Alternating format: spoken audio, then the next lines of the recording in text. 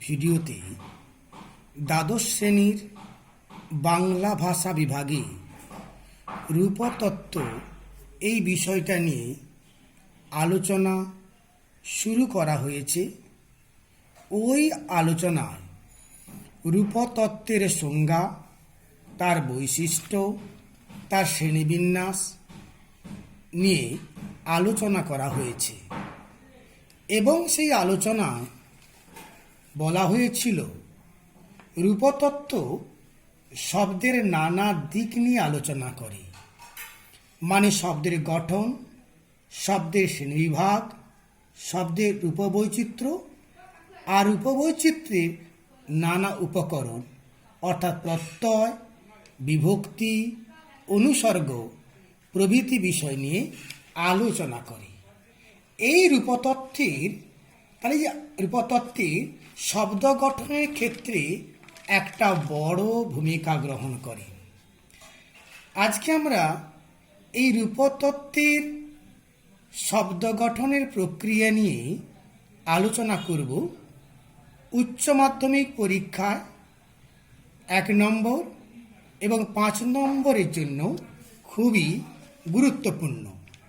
তাহলে শুরু করা যাক আজকের আলোচনা, শব্দ গঠনে প্রক্রিয়া। প্রথমে একটা উদাহরণ দেখে নাও। লেখা হয়েছে তফাৎ, এটা বাংলা শব্দ, যুক্ত ইংরেজি শব্দ ডিফারেন্স, মিলে করা হয়েছে তফারেন্স, মানে তফাতের তফা নেওয়া হয়েছে আর ডিফারেন্সের রেন্স নেওয়া হয়েছে, মিলে হয়েছে তফারেন্স।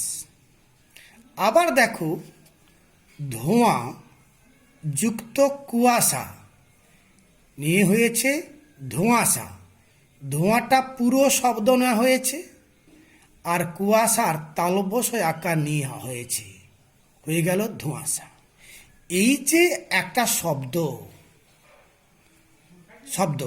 বা শব্দাংশ সঙ্গে আর একটা শব্দ বা শব্দাংশ মিলে একটি নতুন শব্দ তৈরি করছে। এই নতুন শব্দটাকে বলা হবে জোড় কলম শব্দ। কি পাওয়া গেল? একটি শব্দ বা শব্দাংশের সঙ্গে যদি যুক্ত হয়ে নতুন শব্দ তৈরি করে তাকে বলা হচ্ছে জোড় কলম শব্দ। পরীক্ষায় প্রশ্ন আসে জোড় কলম শব্দ কাকে বলে এবং তার উদাহরণ নিয়ে। চলে আসি পরবর্তী আলোচনা।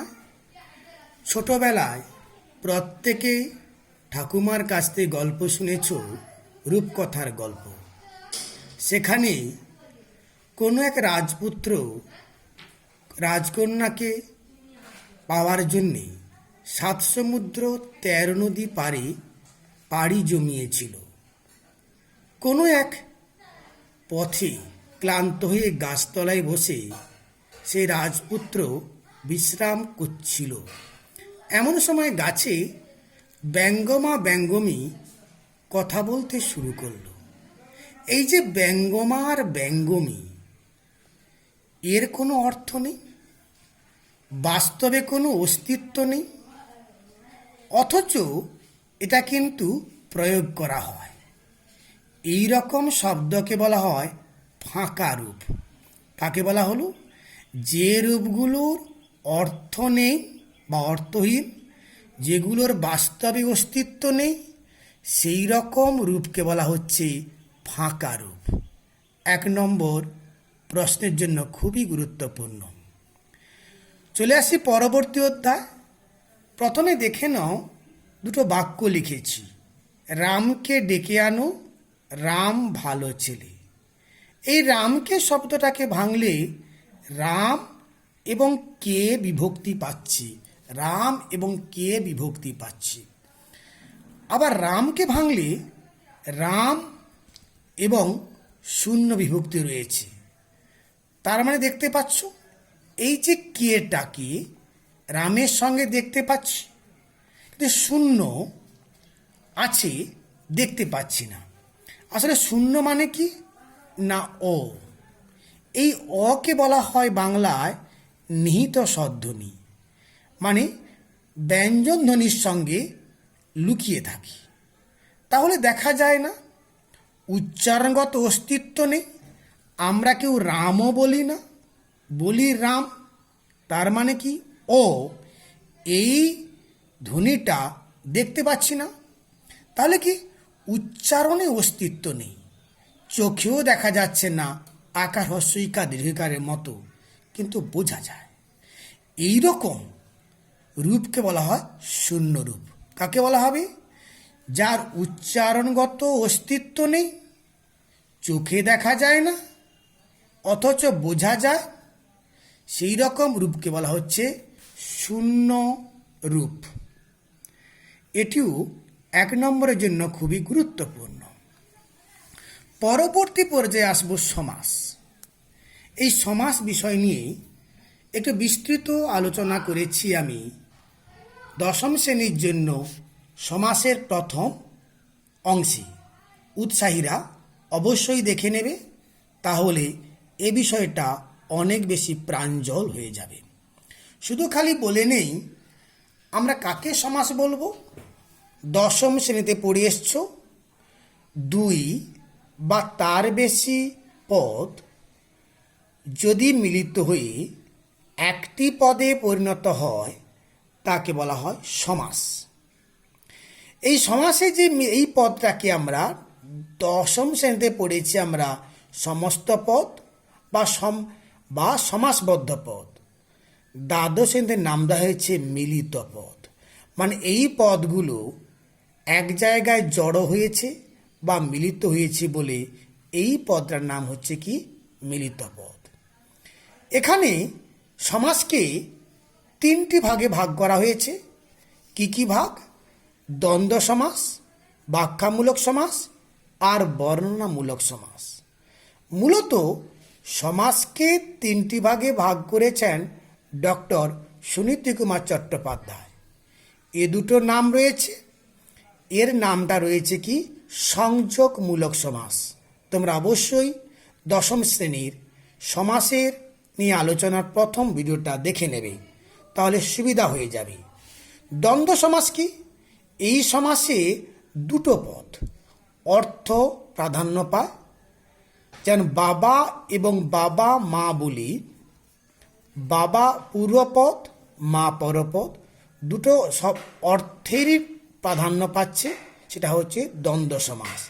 আর দুটোকে জুড়ে যাচ্ছে বলে তাকে বলছি সংযোগমূলক সমাস বা দ্বন্দ্ব সমাস।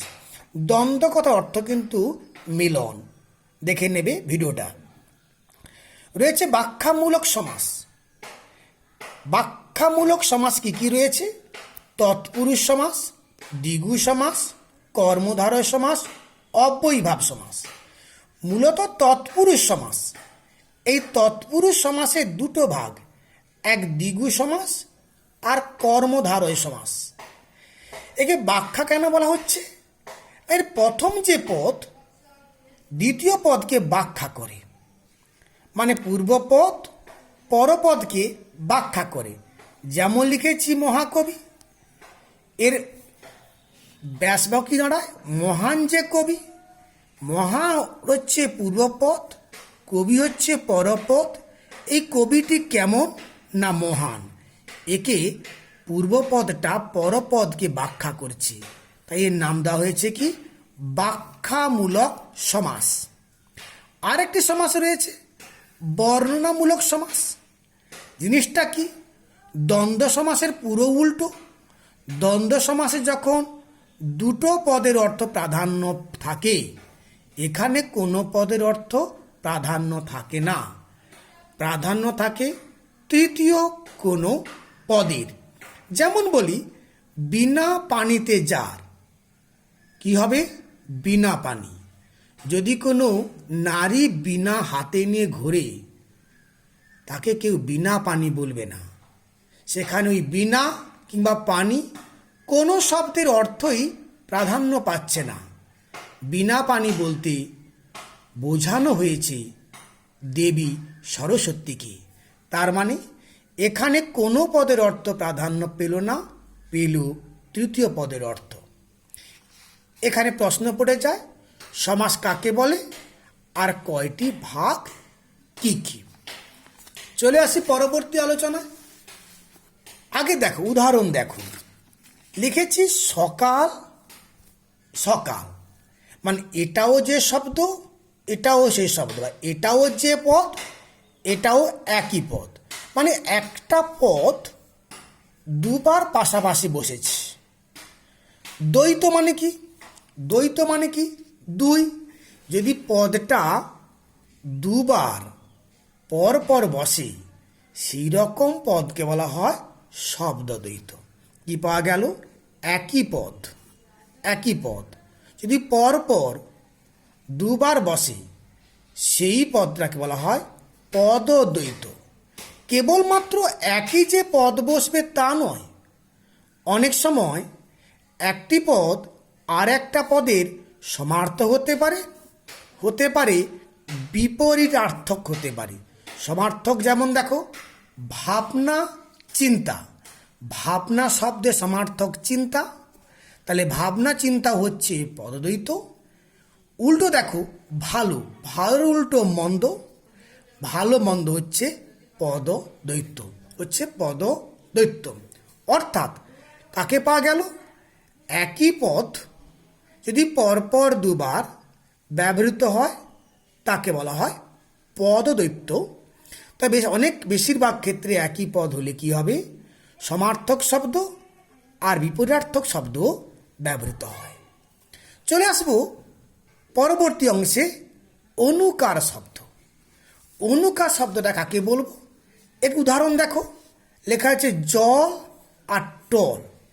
আগে বলো জল শব্দের তো মানে আছে, কিন্তু টল শব্দের কোনো অর্থ নেই। এই টল শব্দটা যেন জল শব্দের প্রতিধ্বনি বা ছায়া। তাহলে দুটো শব্দ পাশাপাশি বসছে, একটা শব্দ আর শব্দের ছায়া, একটি পদ বা পদের ছায়া, একটি পদ বা পদের প্রতিধ্বনি। তাহলে যদি একটি পদ বসে তার কাছে একটা পদের প্রতিধ্বনি বসে তাকে বলে অনুকার শব্দ। এরকম শব্দ আমরা প্রত্যেকে প্রচুর ব্যবহার করি, ছেলে টেলে, বই টই, খাতা টাতা প্রভৃতি। এটা পরীক্ষা 1 নম্বরের জন্য খুবই গুরুত্বপূর্ণ। চলে আসি পরবর্তী অংশে, সংক্ষেপিত। একটু দেখে নাও, উদাহরণ নাও। ছোট কাকা আমরা বলি ছোটকা, মাইক্রোফোন বলি মাইক, মানে ছোট কাকা এতগুলো শব্দ একসঙ্গে না বলে ছোট করে বলি ছোটকা। মাইক্রোফোন সম্পূর্ণ না বলে বলছি মাইক। তাহলে কি হলো? এই চেহারার পরিবর্তন ঘটল। কি হয়ে গেল? আকারে ছোট হয়ে গেল। তাহলে যে শব্দের চেহারার পরিবর্তন ঘটলো, আকারে ছোট হলো, অথচ ছোট কাকা বলো আর ছোটকা বলো, এর অর্থগত ব্যাকরণগত কোনো পরিবর্তন নেই। মাইক্রোফোনের অর্থগত আর ব্যাকরণগত সঙ্গে মাইক শব্দের ব্যাকরণগত অর্থগত কোনো পরিবর্তন নেই। এইরকম যে ছোট ছোট অংশ, একে বলা হয় সংক্ষেপিত। কাকে বলা হবে? যে শব্দগুলোর চেহারার পরিবর্তন ঘটবে, আকারে ছোট হয়ে যাবে, কিন্তু অর্থগত ব্যাকরণগত কোনো পরিবর্তন নেই, তাকে বলা হবে সংক্ষেপিত। পরীক্ষায় 1 নম্বর এবং 5 নম্বরের জন্য খুবই গুরুত্বপূর্ণ। চলে আসবো আর একটা অংশে, বিকল্পন। উদাহরণটা আগে দেখো, দেখো অ্যালাউ, অ্যালাউয়েট, অ্যালাউয়েড, অ্যাপিয়ার, অ্যাপিয়ার্ড, অ্যাপিয়ার। দেখো পাস্ট টেন্সে ইডি যোগ করা হয়েছে, পাস্ট পার্টিসিপলে ইডি যোগ করা হয়েছে, অ্যাপিয়ারের ক্ষেত্রেও ইডি আর ইডি। মানে এই যে পরিবর্তন ঘটল, এই ধ্বনিগুলো যেন স্বাভাবিক নিয়মে ইডি ইডি আসছে, এটাই স্বাভাবিক রূপ। কিন্তু যদি গো বলি, আমরা গোড বলি না, ইডি যোগ করি না, গো গোড গোড বলি না। কি বলা হয়? গো, ওয়েন্ট এবং গান। তার মানে কি? এখানে ইডি নেই, এখানে ইডি নেই। তা এটা কি হলো? স্বাভাবিক যে রূপ ছিল তার ব্যতিক্রমী রূপ হলো। যখন এই ব্যতিক্রমী রূপটাকে বলা হয় বিকল্পন। কাকে বলবো? ধ্বনি পরিবর্তনের স্বাভাবিক যে রূপ থাকে সেই রূপটার যেখানে ব্যতিক্রম হয় সেই ব্যতিক্রমী চেহারাকে বলা হবে বিকল্পন রূপ। চলে আসি মুন্ডুমালা শব্দ। এবারে এই মুন্ডুমালা শব্দটা একটু বুঝে নাও, পরীক্ষায় 1 নম্বরের জন্য খুবই গুরুত্বপূর্ণ। মুন্ডু দিয়ে মালা, দেবী মা কালীর গলায় দেখেছ অনেক অসুরের মুন্ড রয়েছে, অসুরের ধড় নেই, কেবল তার মাথাটাই রয়েছে। ঠিক তেমনি একটা শব্দগুচ্ছ তার কেবল মাথাগুলোকে নেব, শব্দটাকে নেব না। তা দিয়ে যদি একটা শব্দ তৈরি করা হয় তাকে বলা হবে কি? মুন্ডুমাল শব্দ। যেমন ধরো ভেরি ইম্পর্ট্যান্ট পার্সন, ভেরির ভি, ইম্পর্ট্যান্টের আই, পার্সনের পি নিয়ে কি বলছি আমরা? ভিআইপি। এই যে ভিআইপি শব্দটা তৈরি হলো, এই শব্দটাকে বলা হবে মুন্ডুমাল শব্দ। কাকে বলবো? শব্দগুচ্ছগুলোর কেবল প্রথম শব্দ নিয়ে যে শব্দ তৈরি করা হয় তাকে বলা হয় মুন্ডুমাল শব্দ। পরীক্ষায় খুবই গুরুত্বপূর্ণ। VIP very important person, DM district magistrate, BA bachelor of arts, এমনি একাধিক উদাহরণ রয়েছে। এবার চলে আসবো আর একটা অংশে। তোমরা আজকালকার দিনের ছেলেরা তোমরা কিন্তু নতুন নতুন প্রচুর শব্দ ব্যবহার করো। যেমন কথায় কথায় ফেসবুক, অনলাইন, ইউটিউব, এই শব্দগুলো ব্যবহার করো। এই শব্দগুলো আজ থেকে 20 বছর আগে ভাবাই যেত না। মানে শব্দগুলো নতুন প্রয়োগ করা হচ্ছে, অথচ এই শব্দগুলো প্রাত্যহিক প্রয়োগ করা হচ্ছে এবং শব্দগুলো খুবই জনপ্রিয়। সেই রকম শব্দকে বলা হয় নব্য শব্দ প্রয়োগ। তাকে বলবো? যখন নতুন দৈনন্দিন শব্দের তালিকা প্রকাশ করা হয় সেই প্রকাশের প্রক্রিয়াকে বলা হবে নব্য শব্দ প্রয়োগ। উদাহরণ ফেসবুক, অনলাইন, ইউটিউব প্রভৃতি। এটা তেমন পরীক্ষায় গুরুত্বপূর্ণ নয়, কিন্তু শব্দ তুলে বলতে পারে এটা কী জাতীয় শব্দ। চলে আসি পরবর্তী গুরুত্বপূর্ণ অংশে, বর্গান্তর।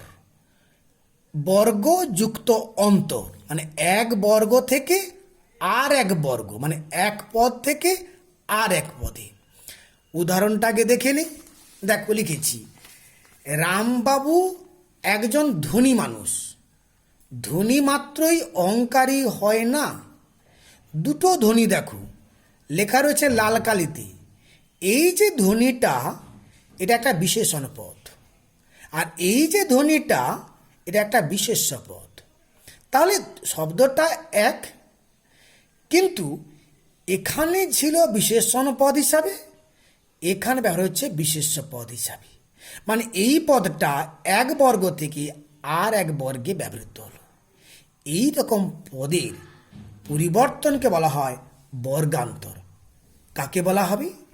যখন বাক্যে একটি পদ অন্য একটি বাক্যে ওই পদটি অন্য পদ হিসাবে ব্যবহৃত হয় তাকে বলা হবে বর্গান্তর। এখানে আরেকটা গুরুত্বপূর্ণ অংশ দেখো, ক্র্যানে বেরির উপমূল, খুবই গুরুত্বপূর্ণ 1 নম্বরের জন্য। উদাহরণটা আগে দেখে নেই। দেখো, আমি লাভ এই শব্দটা বললাম। এই যে লাভ এই শব্দটা যদি তুমি অভিধান খোঁজো কোনো অর্থ পাবে না, ব্যাকরণে কোনো প্রয়োগ নেই। আমরা রূপমূলে ভাগ করেছিলাম আগের ভিডিওতে, আবিধানিক রূপমূল আর ব্যাকরণ সম্মত রূপমূল। মানে লাভটা কোনো জায়গায় পড়ছে না, কিন্তু এতে কিন্তু আবার শব্দ গঠনের ক্ষেত্রে দারুণ ভূমিকা পালন করে। তাহলে কি পালন করে? একটি শব্দকে আর একটা শব্দ থেকে আলাদা করে দেয়। দেখো লাভ লিখেছি, আগে কি হলো প্রলাপ, বিলাপ, সং দিলে সংলাপ, তাহলে প্রলাপ, বিলাপ কিংবা সংলাপ এরা কিন্তু একই অর্থ নয়। একটি শব্দ থেকে আর একটা শব্দ আলাদা করছে, এইরকম শব্দকে বলা হচ্ছে কি বা রূপকে বলা হচ্ছে ক্রেনেবেরি রূপমূল। কাকে বলবো? যার আবিধানিক বা ব্যবহারগত কোনো অর্থ নেই, অথচ একটি শব্দকে আর একটা শব্দ থেকে আলাদা করতে সাহায্য করে, তাকে বলছে ক্রেনেবেরি রূপমূল। খুবই গুরুত্বপূর্ণ, কি 1 নম্বর কি 5 নম্বরের জন্য। চলে আসছে আমরা পরবর্তী আলোচনা। এখানে দেখো আমি আগে উদাহরণটা দেখে নিই। একটা, দুটো, তিনটে। একটা পাখি, দুটো পাখি, তিনটে পাখি। একটা টা, দুটোর টো, তিনটা টে। টাকে ভাঙলে কি পাই? ট হসন্তযুক্ত আ। টোকে ভাঙলে কি পাই? ট হসন্ত ও। টেকে পাই ট হসন্ত এ। তাহলে এই যে টা, টো, টে, এই তিনটা কিন্তু এক কথায় রূপমূল। কোন রূপমূল? না পরাধীন রূপমূল। কিন্তু ভাষাতত্ত্বে এই তিনটাকে আলাদা আলাদা রূপমূল বা রূপ ধরা হয় না, মানে একটা জিনিসের বিকল্প ধরা হয়। হলো মানে রূপের বৈচিত্র্য, এই তাকে বলা হচ্ছে সহরূপ। কাকে বলবো? রূপের বৈচিত্র্যকে বলা হবে সহরূপ। আবার বলি, তাহলে এগুলোকে আমি রূপ বলে ধরলাম না আলাদা আলাদা করে, এগুলো রূপের বিকল্প বা বৈচিত্র্য, তাকে বলা হচ্ছে সহরূপ। খুবই গুরুত্বপূর্ণ। রূপের বৈচিত্র্যকে বলা হচ্ছে রূপমূল। যে টি, টা, খানি, খানা, গুলি, গুলা, এগুলো কিন্তু নির্দেশক। এই নির্দেশকগুলো কিন্তু একদম রূপমূল। নির্দেশকের আলোচনা শোনার জন্যে তোমাদের দেখে নিতে হবে আমার কারকের প্রথম ভিডিওটাতে।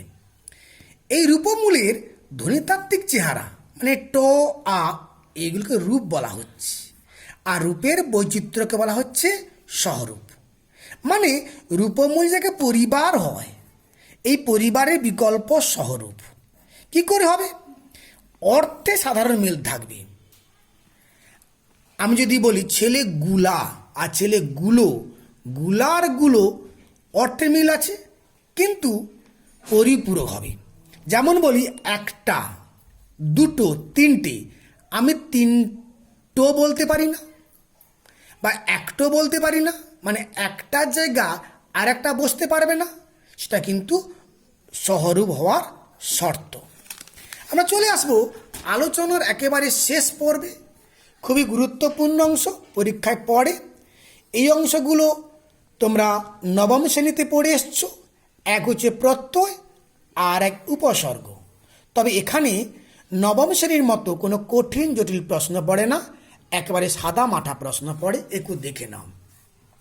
এই প্রত্যয় কথার অর্থ ধারণা, বিশ্বাস, প্রতীতি প্রভৃতি। এগুলো কি? এক ধরনের বর্ণ বা বর্ণগুচ্ছ। কাকে বলবো? না শব্দ বা ধাতুর পরে যে ধ্বনি বা ধ্বনিগুচ্ছ বসে নতুন নতুন শব্দ গঠন করে তাকে প্রত্যয় বলা হয়। আবার বলবো, যে ধ্বনি বা ধ্বনিগুচ্ছ বা বর্ণগুচ্ছ বলতে পারো, শব্দ বা ধাতুর পরে বসে নতুন নতুন শব্দ বা পদ তৈরি করে তাকে বলা হচ্ছে প্রত্যয়। পরীক্ষায় বলে কাকে প্রত্যয় বলে। আর শব্দের পর যে প্রত্যয় বসে তাকে বলা হয় তদ্ধিত প্রত্যয়। ধাতুর পর যে প্রত্যয় বসে তাকে বলা হয় কৃৎ প্রত্যয়। মানে শব্দের পর ধ্বনি বা ধ্বনিগুচ্ছ, ধাতুর পর ধ্বনিগুচ্ছ, এগুলোকে আমরা প্রত্যয়ই বলেছি। শব্দের পরে বসলে শব্দ প্রত্যয় বা তদ্ধিত প্রত্যয়, ধাতুর পরে বসলে হবে ধাতু প্রত্যয় বা কৃৎ প্রত্যয়। আর পরীক্ষায় আর কি পড়ে? প্রত্যেকটি প্রত্যয়ের দুটি করে উদাহরণ অসংখ্য রয়েছে। দাদাযুক্ত গিরি দাদাগিরি, ফুলযুক্ত দানি ফুলদানি। এখানে করো ক্রিজ ধাতুর অপ্রত্যয় কারক, চল ধাতুর অন প্রত্যয় চলন, ধাতুর অন্তঃপ্রত্যয়, চলন্ত প্রভৃতি খুব গুরুত্বপূর্ণ অংশ। শেষ অংশ হলে উপসর্গে চলে আসছে। উপসর্গ কিন্তু এখন অব্যয়। অব্যয় কি হবে? আগে বসবে। কার আগে বসবে? না শব্দের আগে বসবে। কাজ কি হবে? শব্দের অর্থের পরিবর্তন করবে। তাহলে কি বললাম? যে অব্যয়গুলো শব্দের আগে বসে শব্দের অর্থের পরিবর্তন করে তাকে বলা হচ্ছে কি? উপসর্গ। যেমন দেখো, লিখেছি, জানা, চেনা, কাজ, ব্যবস্থা। অজানা, অচেনা, অকাজ, অব্যবস্থা। তাহলে অজানা, অচেনা অর্থ একরকম নয়, অকাজও অর্থ একরকম নয়, অব্যবস্থা অর্থ একরকম নয়, অর্থের পরিবর্তন করলো। আবার দেখো, আমি হার শব্দটা নিচ্ছি, উপসর্গ পাল্টে দিচ্ছি, উপ আর আ। উপ দিলে উপহার, আ দিলে আহার, দুটোর অর্থ কিন্তু এক নয়। তাহলে আগে বলবো, যে অব্যয়গুলো শব্দের আগে বসে শব্দের অর্থের পরিবর্তন করা তাকে বলা হচ্ছে উপসর্গ। আর মাথায় রাখবে, উপসর্গগুলো কিন্তু এক ধরনের আদিতে বসা, আগে বসা তদ্ধিত প্রত্যয়। রূপমূলের আলোচনা এখানে শেষ করা হলো। আশা করছি তোমরা মন দিয়ে আলোচনা শুনেছ এবং আলোচনার পর যদি তোমাদের মনে করে প্রশ্ন থাকে অবশ্যই প্রশ্ন করবে, উত্তর দেওয়া হবে। আর এর পরবর্তী অংশ আলোচনা করব বাংলা কবিতা শিকার। তোমরা শিকার কবিতাটা বার্ধক্য পড়ে নেবে। ভালো থেকো।